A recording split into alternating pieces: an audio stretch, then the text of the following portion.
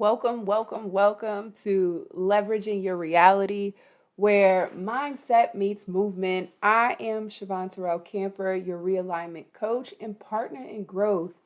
This channel is for leaders, parents, and people who want to stop surviving and start showing up as a healthier version of themselves in life, relationships, at work. If you're ready to align with your truth and elevate, you are in the right place.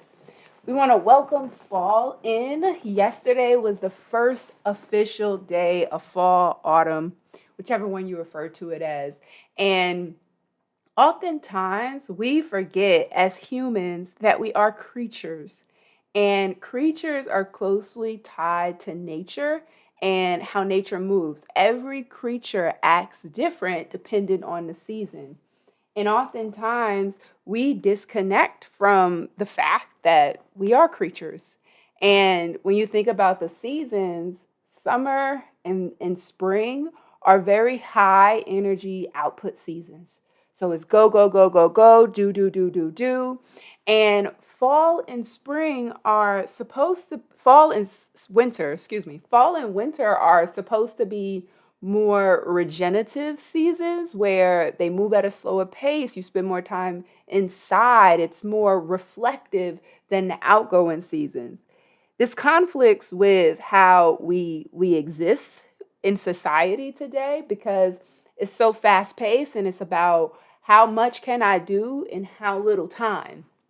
So when we get into a season of fall, many people are looking to output in the same way that they've outputted over the past several months from March through August. And it's not going to look the same. It becomes really difficult to try to operate at this high, fast-paced level of productivity. Which brings up a really good point. So often we're looking at productivity as how fast did I get it done? And can I keep doing it over and over again? And productivity varies, especially when it comes to seasons. A lot of times, the slower paced activities are overlooked as not productive, like relaxation. I ask people, well, what'd you do this weekend? Nothing. I just relaxed. And it's like, relaxation is something. And it's something that we need in order to continue on the journey of life. Same for sleep. Like, we have to sleep. Everyone doesn't have to sleep the same amount of time, but sleep has to happen for people. And in fall and winter, people often beat themselves up for not being the same type of productive that they were in summer.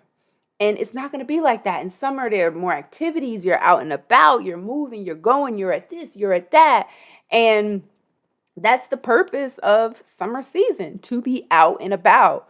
When it comes into fall, it's a transitional season. And with transitional seasons, typically comes change. And we can be extremely resistant to change. I know in a past episode, we recently just talked about the difference between change and evolving.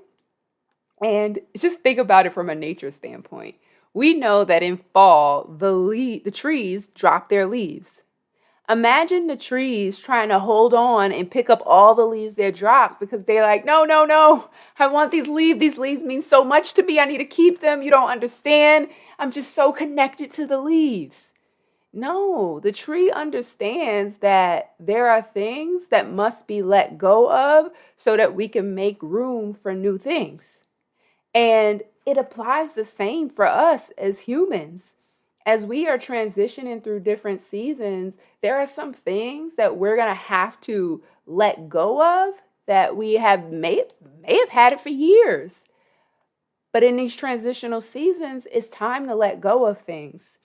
This brings me to a topic that comes up very often in my coaching practice. And it is about maturity. Just because you are aging, it does not mean that you are maturing. And maturity isn't supposed to stop. It ought to keep going because the more you learn, the more it is supposed to evolve and shift the way that you navigate things, look at things. And if we're resistant to change, the possibility of maturing typically decreases by a lot. A good way to check in on have you matured lately is to just check yourself and question, hey, when's the last time I had a difficult situation? Difficult situations actually teach us a whole lot.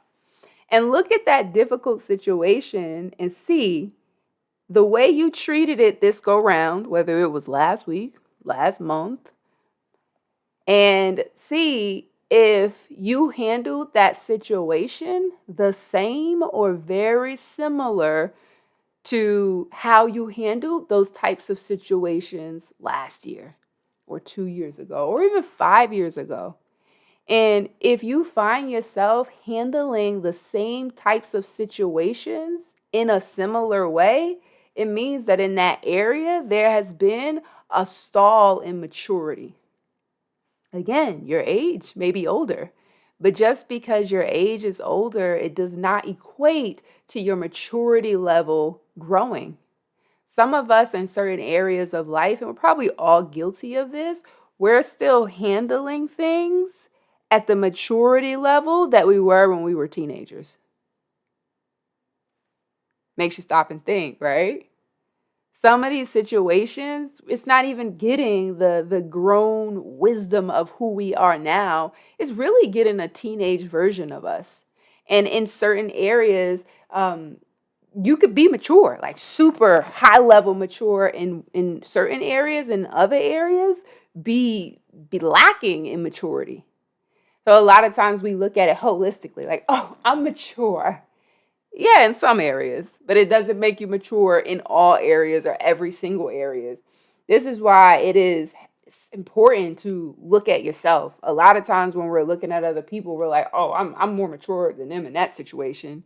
Yeah, in that situation, you've just identified their growth area. But how about taking a moment to really look at your growth area that needs to be identified and looking at where you ought to mature. This makes me think about, I think it was last week, could have been 2 weeks ago. My son missed the bus. And he was like, Mom, can you take me to school? And I said, okay. I got in the car and I was waiting for him to come out.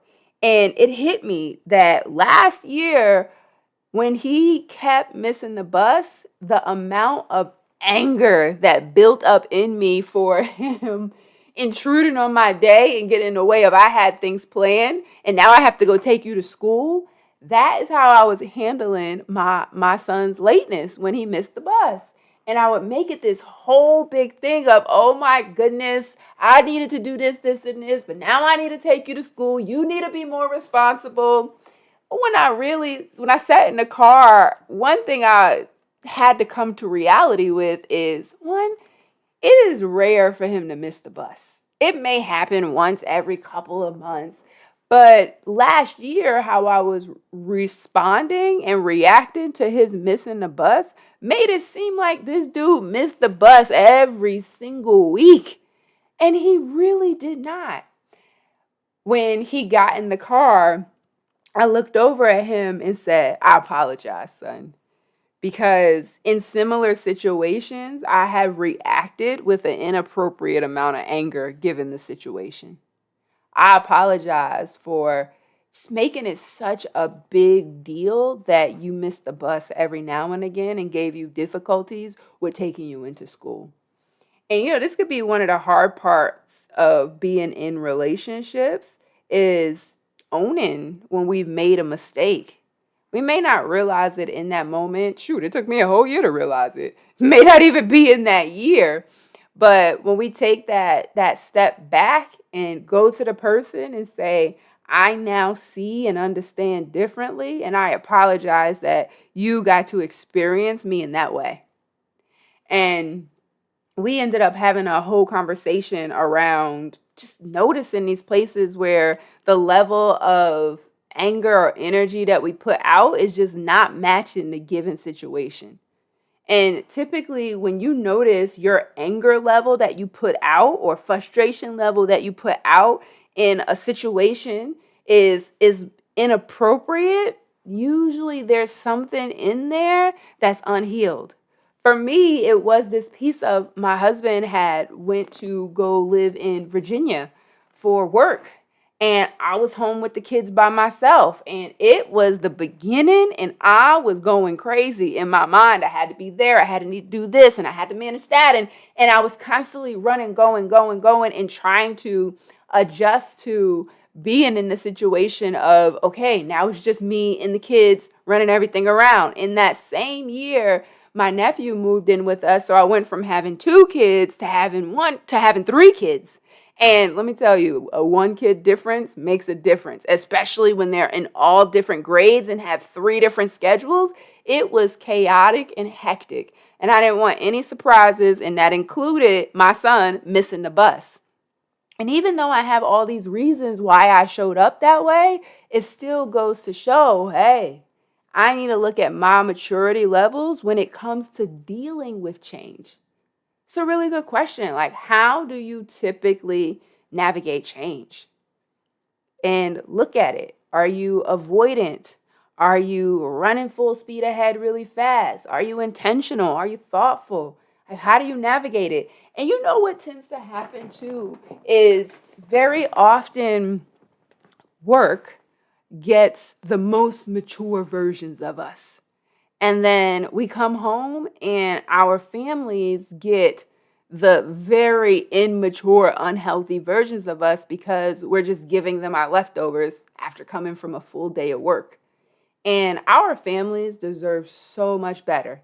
We'll be in a conversation with our manager, whether we like them or we don't like them, and intentional about the words that we say and how we say it and being extremely thoughtful, and then turn around and come home to our partner and be in another high stakes conversation, and in that conversation acting reckless, saying whatever comes to mind, not thoughtful about how it's going to impact that person or other people, and we just let loose.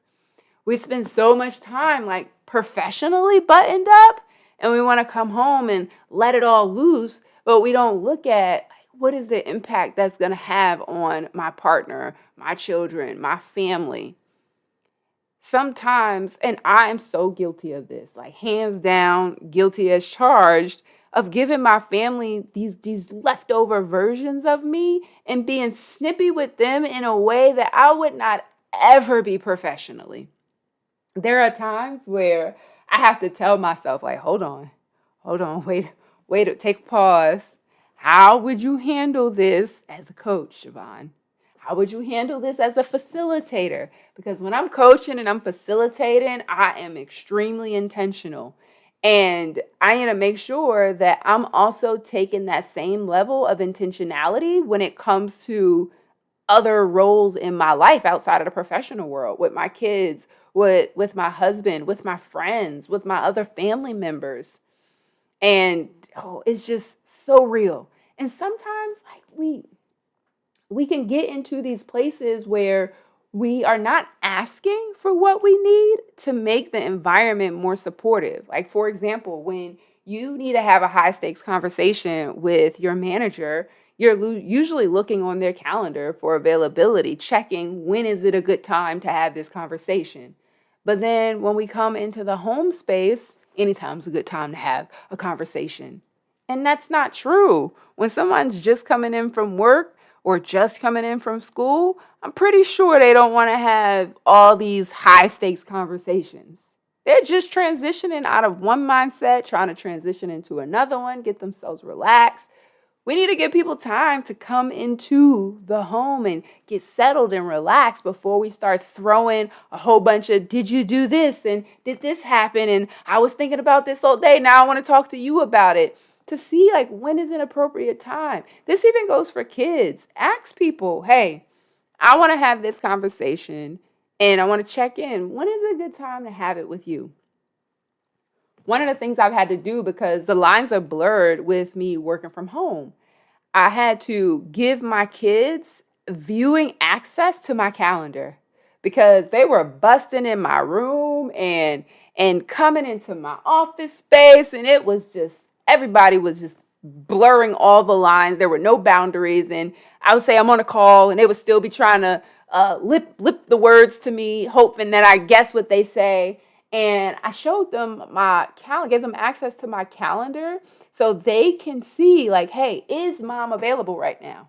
Because even though I'm home, it does not always mean that I'm available.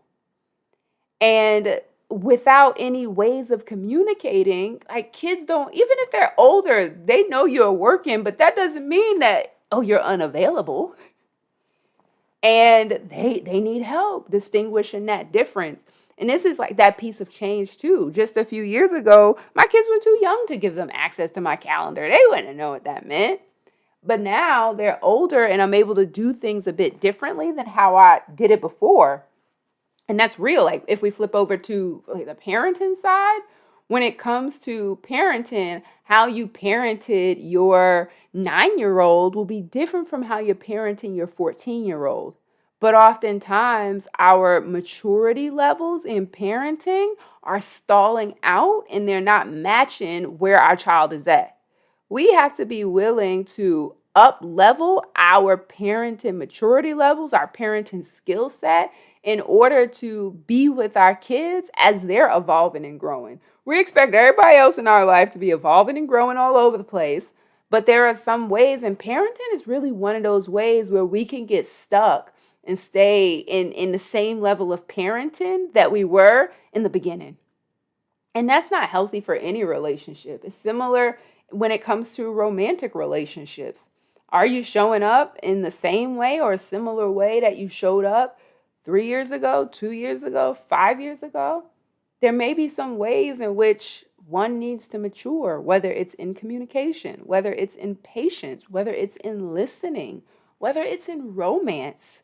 We have to be willing to change and evolve. And this is what the seasons is a constant reminder of, that change is happening. Let me tell you, I feel like every year, the year goes faster and faster. Like, it was just January yesterday. And now they already have holiday decorations in the stores. I don't know if y'all realize it, but it really seems like they are putting holiday decorations in the stores earlier and earlier. These things didn't used to come out until the end of September. Now they're starting to put things out in late July, early August. It is so crazy to see these decorations coming out earlier and earlier. But it is a reminder that things are changing. The seasons are changing. Fall is one of those seasons where transition is happening. Typically, if you're a parent, kids are going from being out of school to back in school.